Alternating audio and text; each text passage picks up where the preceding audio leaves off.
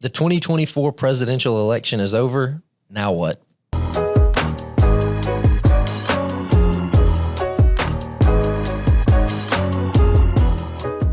Hello, and welcome to the My Father Said podcast, where we discuss all things faith, finance, and family. I'm one of your hosts, Ryan. I'm both a father and a son. Hey, and I'm Robert, and I just got out of jail because I got kicked out of a polling booth. Did you see that video of the guy in Orangeburg? I did. That's in Orangeburg. Yeah, that's in Orangeburg County. Yep. I mean, I sit there and I thought to myself, what a great example of Orangeburg. I mean, they should put that in the Chamber of Commerce things. But, hey, when you come to Orangeburg, look at this prime example of our citizens. I mean, the guy had a Let's Go Brandon hat on. Uh-huh. He knows he can't wear that in a polling booth. No, that's not what the rules are. The rules are you cannot wear anything that is pro one particular person. Let's Go Brandon, if anything, is anti-person, someone that's not even running. That's not even right. That's not right. It's a political speech hat. So regardless of what, we all know what it means. You can't wear that hat in a polling booth. Sure you can. And then you're going to sit there and act like a bunch of hyenas and jackals chewing into each other, screaming and hollering, cussing and raising Cain, showing your sheer lack of intellect. You know, I read something somewhere where if your language consists of nothing but cuss words, you're a low IQ person. That's what I heard. I read that. Where was that at? I don't know. It's somewhere. Mm-hmm. But it is. I read that somewhere. If your vocabulary consists of nothing but those kind of words, you're low IQ. I feel like that's a broad generalization and might not be accurate. Well, I'm your father, so I said it was. Yeah, so there you go. And so anyway, Scott, how many times did Albert Einstein use 4-letter words? Well, see, he's got to look that up. So anyway, while we're doing that, while he's looking up that piece of useless information that you just asked for, by the time our listeners see this podcast or hear this podcast, the election will have come and gone. Yeah, so we are filming this podcast today, Friday, November 1st, right before the election. So by the time you guys hear this, the election will probably be over and done with. And that's the only thing we can reasonably predict right now, because by this time next week, we may still not know who has been declared the victor. Yeah, I mean, but it'll be over. This all started with some guy named Hanging Chad back when you were a youngster in the Bush-Gore election. The only clear-cut, without a question winner that we have had in the past few elections was when Obama completely decimated McCain. That was his name, right? McCain? I thought he ran against Romney. Oh, he did that too? Okay, well, he dominated him too. See, I don't even remember that one. Who would vote for Romney? I did. No, Lord, no. Oh, gosh. That was the first election I could participate in. And it's been all downhill since then for you. Okay, well, anyway, so what we wanted to speak today with about our listeners is what happens now. Everyone, especially if you're a novice investor, everybody seems to become concerned about what's going to happen if that guy or that woman wins. What's going to happen to the markets? And frankly, you know, we'll tell you right now, with all of our years of expertise and our experience in this, our short answer is, well, we don't know. Yeah. Okay, that's the short answer.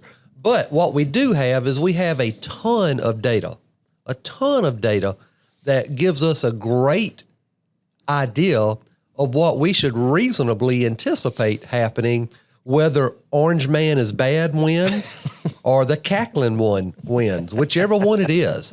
You know, whoever you voted for, whoever you voted against, we're going to share some information with you. Some of this we have shared in prior podcasts, and some of it's going to be relatively fresh for you today, but it's good to have this reminder because today is Friday. Mm-hmm.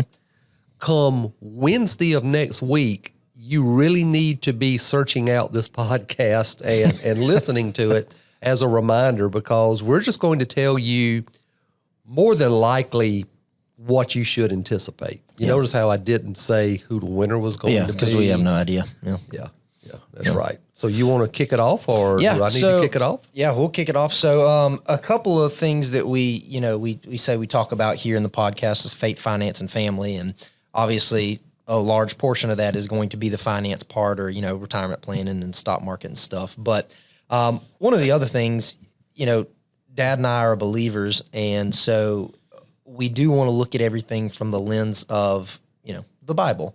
And so regardless of who wins this election, God's still in control. Nothing's taking him off guard, or nothing's putting him by surprise. And to back that up, we've got two scriptures we want to share with you. Daniel 2:21 and Romans 13:1. So let's see. Daniel 2:21 says, "He changes times and seasons. He removes kings and sets up kings. He gives wisdom to the wise and knowledge to those who have understanding." So ultimately, God's the one that's going to appoint the kings or the presidents, and he's going to be the one that removes kings and presidents. And then looking over at Romans 13:1, "Let every person be subject to the governing authorities, for there is no authority except from God, and those that exist have been instituted by God." So, regardless of what you think about your candidate, whether they are the moral candidate or they are not the moral candidate, or, hey, you have to be a Christian, or if you're a Christian, you have to vote for this one, or if you're a Christian, you can't vote for this one. Ultimately, that's beside the point, because God's the one that's going to appoint the leaders, and that's in his will. Yeah, and it's in his will. However, you take that a step further. For an obedient people, God raises up good leaders. For a rebellious or disobedient people, God allows those people to eat what they choose to feed on. Yeah. So if you're complaining about the quality of the candidate or candidates, plural, take a look and see, does your candidates stand in line with what Scripture teaches we as believers should be seeking out to be our representatives?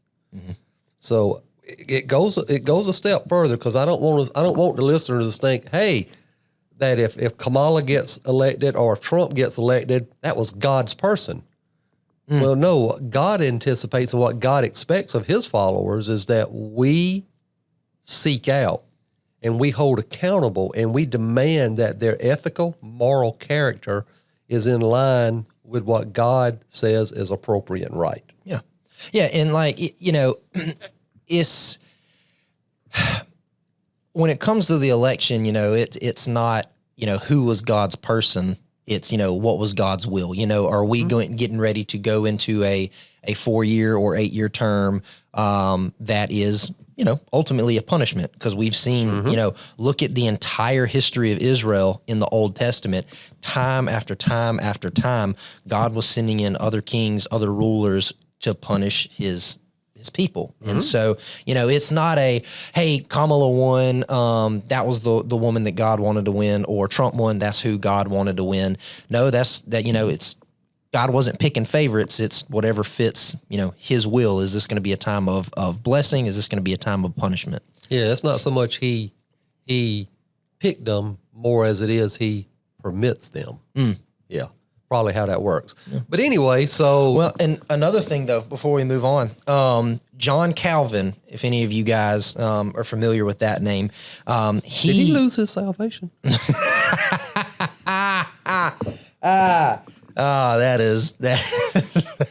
That's an inside religious joke. This podcast is not long enough for us to have that conversation. Yes, this is for our Reformed listeners. This is for our Reformed audience. You're going to appreciate this. John Calvin, all right?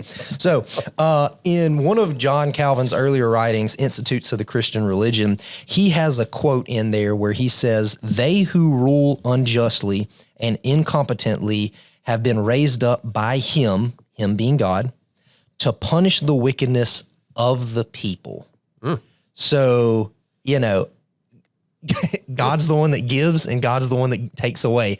God is a father. And just like you were with me and Ethan and I am with our girls, I'm going to, love my children. I'm going to discipline my children. I'm going to raise them. God's going to do that the same to his people as well. And so if there is like, unjust rulers and stuff that we're going to have or what we would consider bad presidents, that very well might be, God's judgment on us. Yeah, could be. Okay. So what about after the election? What should you anticipate? Well, we're going to put everything in gold. Get out of the market. Yes. Dig a hole. Dig a hole. Put your money in it and go in there with it as well. No, we're just kidding about that. So we're just going to share some data with you, and we're going to have some fun talking about the data, and we're going to look at it, and we're going to think, wow, that's what that says. The first one I wanted to look at, Ryan, is a document I pulled offline. It says the average percentage change of the S&P 500, and that's really what we're going to look at, the S&P 500, since that's a broad index. The S&P 500 by presidential year, and this is irregardless of Democrat, Republican, Independent, Libertarian, whatever, but it's got first, second, third, and election year. So here's how the averages have worked out, and I noticed something pretty unique about this that I'm wondering what it's meaning, but here's what I look at. Historically speaking, the first year of a new president or a incumbent repeating, the S&P 500's average return over the entire history has been like 6.7%. Okay. The second year is 6.8. The third year is generally the greater year simply because the president has policy that has finally been enacted during that time. And the third year normally does good. The fourth year, the election year, is generally when the markets drop.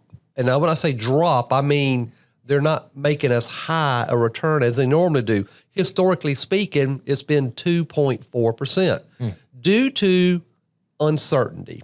Who the president's going to be, what policy is going to be in place, because we need to remind our listeners the market is a forward-looking animal. It places its money where it thinks the opportunity is going to be, not where it's at right now, but where it's going to be so it can take advantage of that gain. So the markets in the fourth year of a president, which is always the election year, is generally very low. Historically speaking, it was 2.4%. However, this year, there's an abnormality going on. Yeah, it's high. Yeah, this year, the market as of October 22nd of this year is up 23%. Yeah. Now, why is that? Why is that, do you think? Remember, the market is a forward-looking animal. Well, I don't know if this is why, but I remember right after Trump and Biden had their first debate and the market started to take off and everybody was saying, hey, it's the Trump trade. The market's making the prediction that Trump is gonna win. And it wasn't the fact that, hey, Trump's gonna win and the market was growing. It was, hey, the market has made an assumption and is now operating off of it. And so I would assume it's the same thing. We're up 23% today. The market has this assumption on who it's going to win, and it's wait a minute, you just said something. That debate, is that the debate where Orange Man Bad was talking to the belligerent corpse? Yeah, so more accurately, that was when Orange Bad Man, I believe, just like verbally assaulted an elderly gentleman. Well, that's what that was. That's what that was. Because he said, we finally beat Medicare. That came out of nowhere. Yeah. Yep. That was the only time Medicare was mentioned that night, was we finally beat Medicare. So, but yeah, let's go back. I digress from that. So yeah, I'm wondering, has the market priced in that the market is thinking it's going to be a Trump win? Now, I don't know that. Yeah. If you look at polls on television, the polls on television has all the races basically within the margin of error. Yeah. So, I'm not really sure. I know that the Vegas betting odds, which normally it's more accurate, are more accurate than polls, are showing a Trump victory. Yeah. And I'm thinking perhaps smart money, insightful money. is probably banking on that. Yeah. We will know very clearly once they announce the winner. I will not say Wednesday morning because, as we know, it seems like in these last few elections, Atlanta always has a water main breakdown. There's always some place in Pennsylvania that just can't get their ballots out within the required time. Yep. Nevada. And, Nevada and Arizona. And then Michigan will have a bunch of ballots that they just find in the middle of the night. Yeah, Maricopa County is doing something suspect. I mean, it's the world we, and speaking about that, how third world of a country are we now today to where in the year 2024, with all the technology we have, we can't know who's won an election. That's on purpose. That is on purpose. There is no. It does not matter which side of the aisle you sit when it comes to your politics. We are in 2024. We're getting ready to go into 2025. We've got Elon Musk that's making spaceships that can go up and then come back down and dock. But we can't figure out who won the presidency like the day of. Yeah, that's crazy. It is absolutely crazy. Yeah. I look at this and I'm thinking, we have this problem every 4 freaking years. Why don't somebody during the 3 years that we're not having an election go in and fix this? Yeah. So that we're not having this blessed problem every doggone year. Yeah. It's crazy. It's ridiculous. But anyway, again, I digress. Let's get back to the purpose of this podcast. So we want to remind listeners too of what generally happens in the markets when it's a Democrat president or a Republican president based on who has control of the House. That's the important part. Yeah, and here's what we see. So we're going to look at the Democrat president. And you know what? It's kind of showed that in the past couple of years because truthfully, the economy might not be where people think they want it to be. Gas might be high, oil, food, bread, milk, eggs, that all might be high. Right. But the doggone market's done pretty good. Yeah. All right. That's true. It's done pretty good. So generally speaking, between 1950 and 2023, when a Democrat president is, when a president is the Democrat Party and the Dems have control of Congress, the markets have done generally 8.72. Now, when the Republicans have had control of the House, and it was a Democrat president, the markets have done 14.5%. Right. Yeah. So a Democrat president and a Republican controlled House actually has the best overall return for when one party is in complete control of one seat and the other party is in complete control of the other seat. Mm-hmm.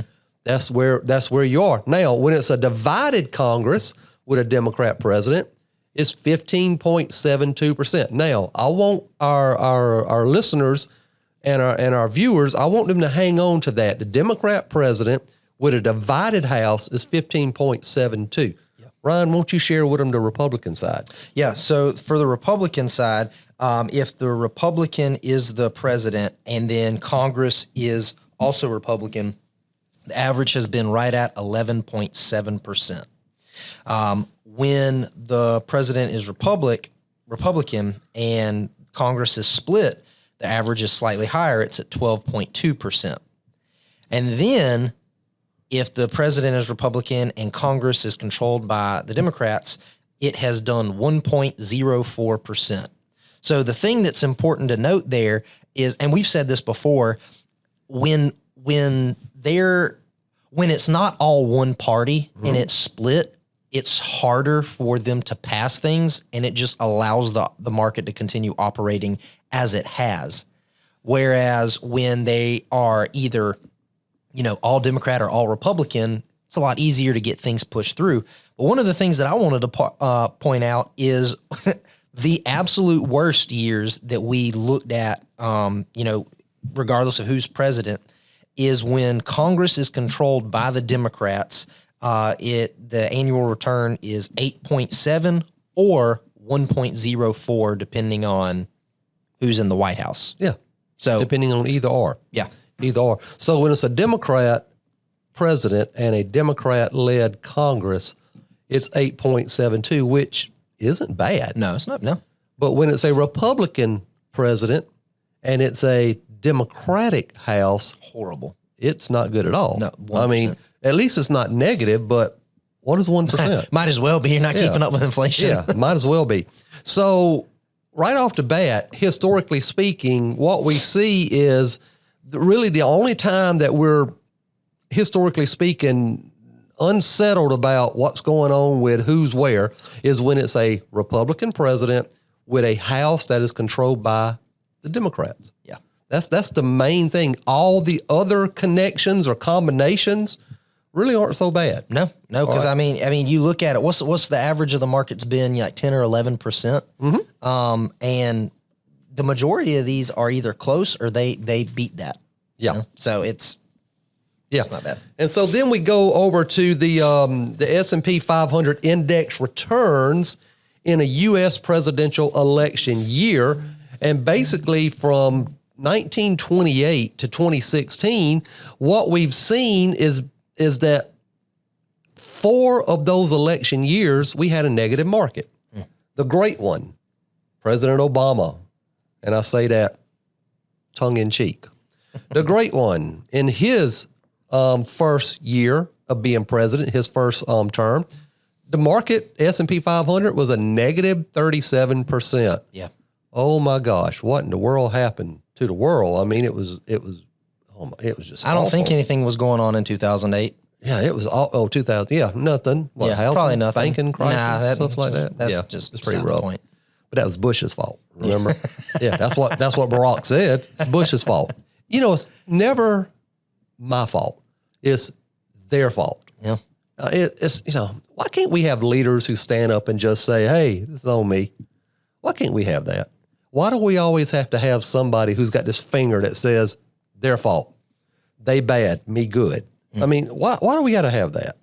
I mean, gosh, again, this goes to show you the lack of quality of individuals that we choose to nominate and elect. But again, I digress. Let's get back over here where we are.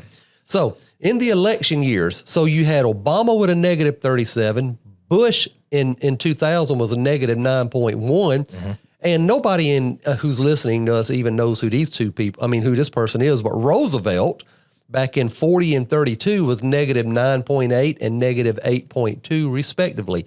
Other than that, the first year of every elected president since that point in time has been positive numbers.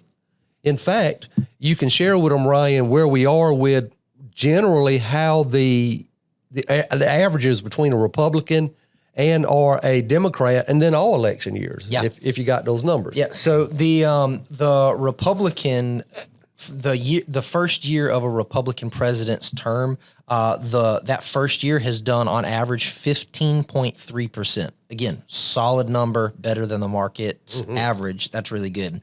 And then the first year of a Democrat's election has normally been 7.6%.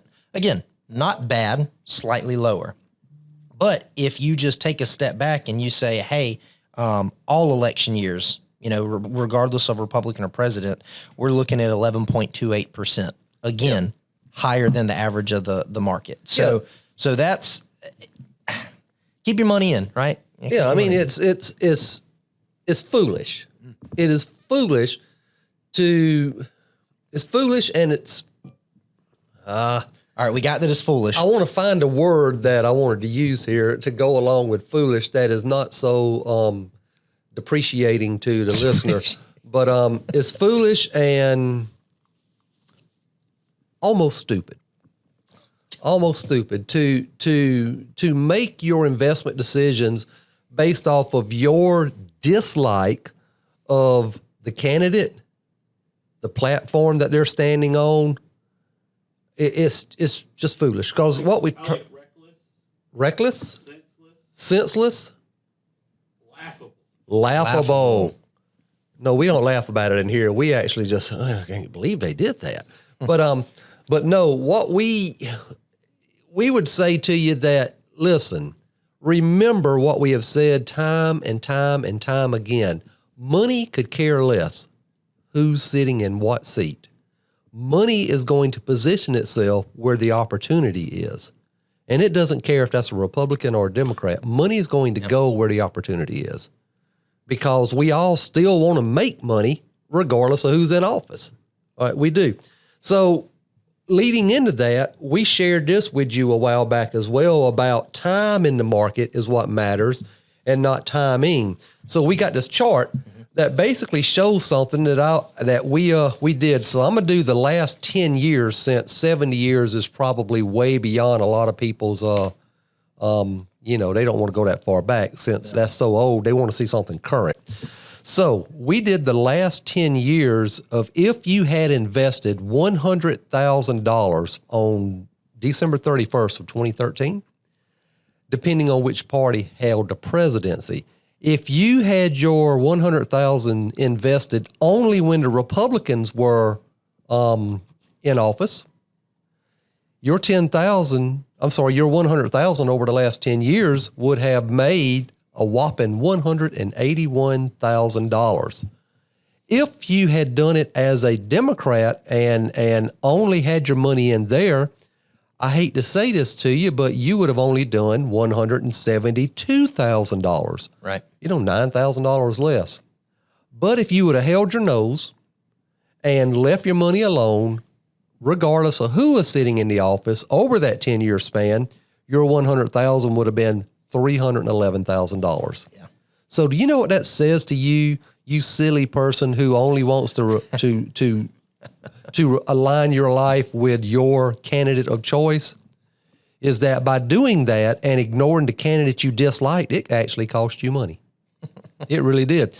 Over the last 70 years, just to show you the difference here, had you invested $1,000 over the last 70 years and had that $1,000 invested only during the Republican term, your $1,000 would have added up to $31,000 over the last 70 years.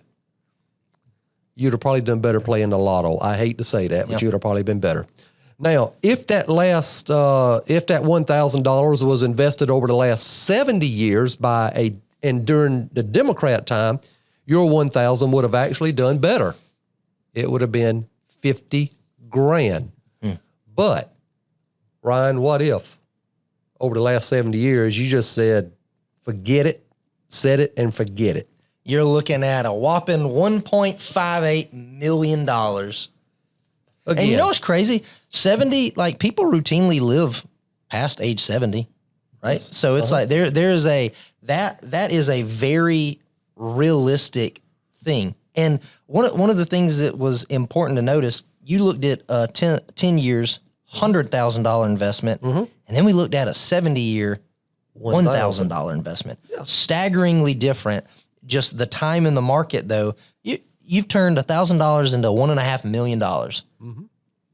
Yeah, and all you got to do is stay in. And the thing about it is anyone can do it. Yes, it's not reserved to those evil conservatives, and it's not reserved to those ultra wealthy liberals. It's not reserved for any side. It's in America, this country that a lot of people want to burn the flag. This country that a lot of people want to snot at. Defund the police. Let's support garbage. Well, let's just call it that. Let's support God. Let's support what God calls evil. Let's say it that way. Let's do all of these things. And in a country as screwed up as this one is, you can still do pretty good financially if you just try. It's crazy. We are such a blessed nation when it comes to opportunity. Yet we listen to these raving idiots on television, which I hadn't watched cable news in a while, but I will get on YouTube and watch a few of those speeches. Mm-hmm. I'm hearing Kamala, he's going to take away your freedoms. Yeah, she can't say nothing without laughing. And you can tell too, when a person's always laughing at everything they say, they're either insecure or they're lying. Okay? They really are. And then you got Trump on the other side. It's very, very bad. I can't say his voice like you do, but he says everything with a pronoun and or an adjective, And I'm thinking, come on, Donald, you ain't got to say it like that. But then again, that's why people love him, because he says it like that. That's like if you guys by chance listen to the Rogan podcast with Trump when he came on, he was Rogan made the comment that it was like, yeah, all of these politicians, like it was the same rigmarole every election, very polished, and people would come up and they'd say you want to hear, and then Trump's out there just like yelling at people or cussing and stuff, and it's like, oh, yeah, this is good. You remember what Trump said about Ted Cruz's wife when they were running with each other? You got a dog wife. Yeah. and then he says that, and then Cruz is one of his biggest supporters. Yeah, and starts endorsing. You know what, Trump? You are right. You got my vote. God almighty. But it is, yeah, I mean, these polished guys come up and they say that. But, I think the American people really just want somebody who's real. Yeah. People are tired of the foolishness and the craziness and the chaos that is taking place in this country. Just like I said, that thing in Orangeburg, South Carolina. It's my hometown. Listen, I've come to expect some craziness to come out of Orangeburg County, Orangeburg in particular. I have come to expect it. I wasn't expecting that. When I saw that video, and I'm looking at it, and I'm like, dog, where's that at? And it went, that's in Orangeburg? And part of me went, oh, no. And another part of me went, yeah, I can believe it. I can believe it. But and I tried to recognize who that guy was. I've even asked people, who is this guy? Does anybody know him? And nobody says they know him. He probably goes to your church. No, I would know better than that, because he would have already thrown his hat at me too, like that. Because you know what I've found out about Trump fans?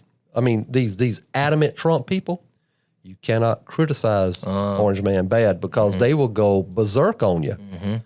Yeah, it's, it started out as a joke, what I'm getting ready to say, but it has it's progressed to where it's a little bit more serious. But,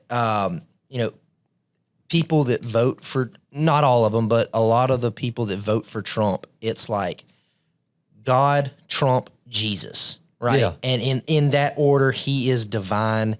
And, I like the guy's policies. Mm-hmm. I voted for him in the first election. I voted for him this election. I think he did good. I think he did well. But you, as a believer, you cannot go and give these divine qualities to Trump. The only king, the only ruler, the only leader who has ever 100% given up everything he had, all his privilege, all his rights for the better of other people was Jesus.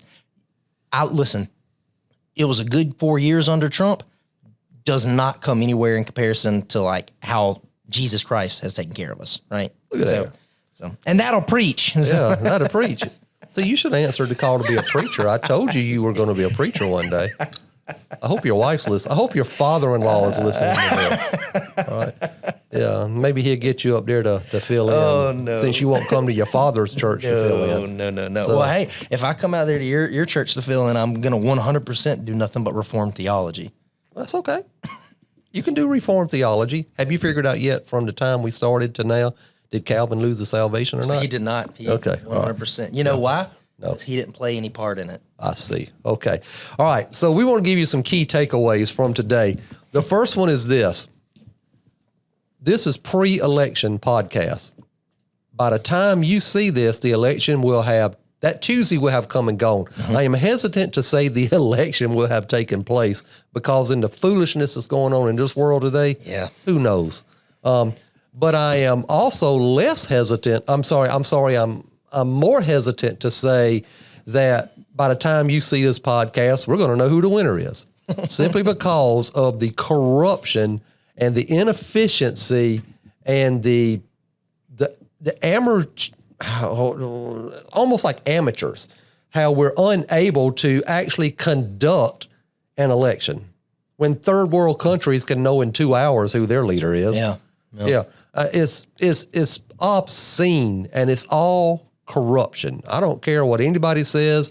It's corruption It's incompetence and it's intentional that we don't know who the winners are. And if that ticks somebody off out there, get over it. All right. Because I say what I say. Get over it. Now, key takeaways. Presidential elections typically only have a minor impact on the stock market. And it's a short minor impact. Yeah. There's usually volatility. There's extra volatility like yesterday in the market. Yesterday was, by all counts, a very volatile day in the red direction, not red Republican, but red in negative. Yeah, we lost money. Yeah, it was down. So we know that. And we also know that a president that's coming in, their policies, especially if those policies are different, is going to create a lot of movement in the market going forward. Because it's got to adjust. Yeah, we know that. But it always has adjusted. Hey, I wanted to say something before we forgot. One of the first sheets we discussed, it was talking about the S&P 500, how it has performed during election years, and it's been on 2.4%. In earlier podcasts that we have talked about how the market as a whole performed during election years, and those numbers were good. If I remember correctly, it was maybe 10 or a little higher. The market as a whole. One of the things I was looking at my phone over here while you were talking, I wanted to pull this up. The Dow Jones has averaged a 9.1% return during election years, and then the NASDAQ has averaged a 9.3% return. Yeah. So we're looking at a 9%, a 9%, and a 2%. 2% sounds bad, but that's just one index of the market. It's a good point to show, hey, there's going to be volatility in the election year, but it's not, terrible because the market average is still going to be higher than that. But that just shows you too how fear and ignorance. And when I use the word ignorance, it's a word that sounds really bad, but the definition of ignorance is you don't know what you don't know. All right, that's ignorance. I don't know why Webster couldn't come up with a better word that wasn't so harsh sounding. But we're all ignorant of something, all right? A lot of us are ignorant of multiple things, all right? I am an example of that. But stupid is knowing that you're ignorant of something and not trying to rectify it. That's stupid. And then acting on about that. So what we do and what we see a lot of is people, based off of their fear of what politicians and the news media and their favorite cable channel are pushing out there. You're absorbing that stuff and you're allowing it to drive the way you think. That's fear. Ignorance is believing it without verifying it. And when you allow them two to run rampant in your mind, these mistakes that we talk about that people make in the market, they're more likely to happen than not. Yeah. So what we want to remind people is that investors will fare better if they keep a long-term focus. Don't worry about the next 4 years, the next 8 years. Learn how to understand how time in the market has always been your friend. Yes. How compounding in the market has been one of the best friends you could ever have. You know what we should have brought? We should have printed out that sheet that talks about what if you had missed the 10 best days or the 20 best days. That was a good chart. We should have brought that. Yeah, we should have brought that. Why weren't you more prepared? I don't know. I was looking up stuff about John Calvin. That's why. I see. Yeah. Okay. So hey, on a side note, getting away from the finance portion of it,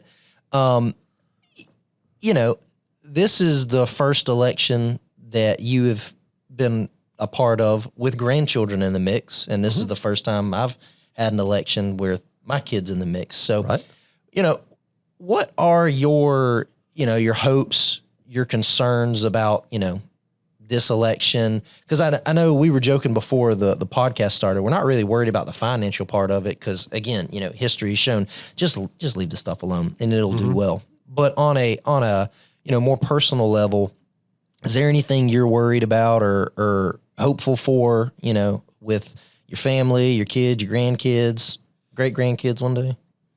Well, yeah, there is. So obviously we are Bible-believing people here. And we know that the Bible teaches that there's going to come a time when the Lord is going to come back and get his church. one of the signs that we're taught to look for is when the great apostasy takes place. And for those who don't understand that, it's talking about the church as becoming apostates, the member of the church, the individual members becoming apostates. And the definition of apostate is those who know the truth of Scripture, but willingly, knowingly, and intentionally turn their back to it. And that's the world we're living in today. You know, when you look at the different denominational beliefs and the things that they're practicing and the things they're promoting and allowing, they all fall under the title of church, and they all fall under, or they all claim to follow Scripture. Someone is wrong in there, because obviously you can't have so many different denominations practicing so many different things if they're reading from the same Scripture. So there is a willful turning away from what Scripture calls the truth. My concern is not for me. I know where my home is ultimately. All right, I do. East of South Carolina. No, not there. Orangeburg County with that guy yelling. Yeah, but I know where my home is ultimately. My concern is in the world when I'm dead and gone, that you're going to be, you and Lexi and Ryan and Kelsey are going to be raising our, what? You know, I'm married to Lexi. Ethan's married to Kelsey. I always get y'all confused. Yeah, I really do. But anyway. Your mind's slipping. Yes. See, I told you I'm going to be dead soon. But my concern is the world that you're going to be raising your girls and that Kelsey and Ethan are going to be raising their child in. The reason we say child, because we don't know what it is yet. But I'm concerned. They're going to let it decide. Is that what you mean? Or see, that's kind of what I'm concerned about. Things like that. But I think about when I was your age. The world has rapidly ran down the sewer in just those 30 years. You know that since you've been on this earth, it has gone from kind of odd to completely bizarre and sickening what's going on. I mean, who in the world would have ever dreamed that you would have a place where people can now decide to mutilate their bodies if they want to become the opposite sex? They want to disagree with how God created them and become something else, and then have people on the sidelines cheering them. Yes, you're right. Go do it. I mean, that's nuts. That's nuts. So to finish answering your question, though, what am I concerned with? I'm concerned with the direction of this world. If Kamala wins, and I'm going to say it, now if I offend somebody, well, you just have to be offended. It's my podcast. All right? But if Kamala wins, we're going to go down a hole that we'll never recover from. If Trump wins, it's just going to slow down that decline. Because the Bible simply says that before the Lord comes back, the world has got to wax worse and worse and worse. And he's coming back. So the world's got to get worse. Yeah. It's just that we as individuals have allowed leaders to come in and bring in questionable ethics, questionable morals, and absolute questionable character to lead this country into the dungeon, and we as a nation just following behind it lock, stock, and barrel, because they have learned to divide us to where you can't even have an adult conversation without getting mad and calling people names. And the world that you're going to grow up in is going to be 10 times worse than the world we're in right now. Yeah. And that's my concern for my grandchildren, that their mom and dad and their grandparents show them godly Christian values and that God calls them to a saving relationship. That's my concern. And, everything else, I don't care about, because I'm going to be dead. I'm going to be gone anyway. Yeah. One of the things you said that was good was, if Trump wins, he's only going to slow it down. Like that's really good, because a lot of people, if my candidate could just win, right? Like the world will be a better place. We'll get all of this solved. And it's, some stuff might get fixed, but ultimately it's going to get it's going to get worse. Yeah. At some point, God's going to come back. But you also said, hey, it could slow it down. And there's biblical truth to that. Mm-hmm. You look at early in the Bible, Sodom and Gomorrah, God's like, hey, I'm going to destroy it. And Abraham's like, let me find just a couple of people. Mm-hmm. And he couldn't find them. He said, let me find a little bit less. And God was talking with Abraham and basically just stayed his hand until it was time. And so, it is going to get worse. The Lord is going to come back, but I think that's a very true thing. How fast that's going to happen. Mm-hmm. So. Yeah, and it is. It is. So we are glad that you joined us today at the Templeton Group Church of Biblical Expository Teachings. But this is no reason for you to miss your Sunday worship gathering at your church. Don't tell your pastor, well, I listen to Robert and Ryan on the podcast, because we ain't coming to see you in the hospital. So, don't think that. And again, if I offended someone today by my political points, I want you to understand I feel bad for you because you're offended. All right?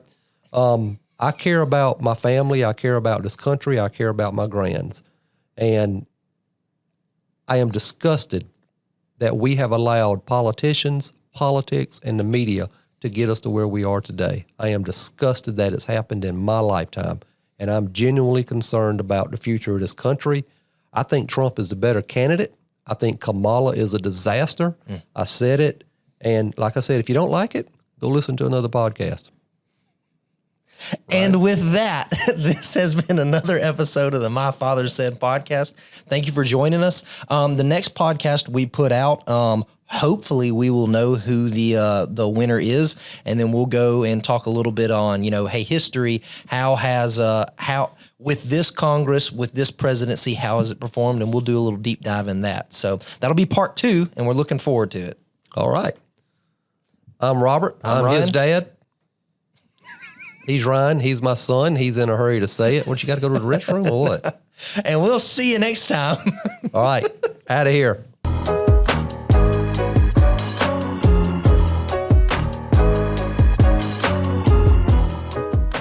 The opinions voiced in this video are for general information only and are not specific advice or recommendations for any individual. All performance reference is historical and is no guarantee of future results. All indices are unmanaged and may not be invested into directly. Economic forecasts set forth may not develop as predicted, and there can be no guarantee that strategies promoted will be successful.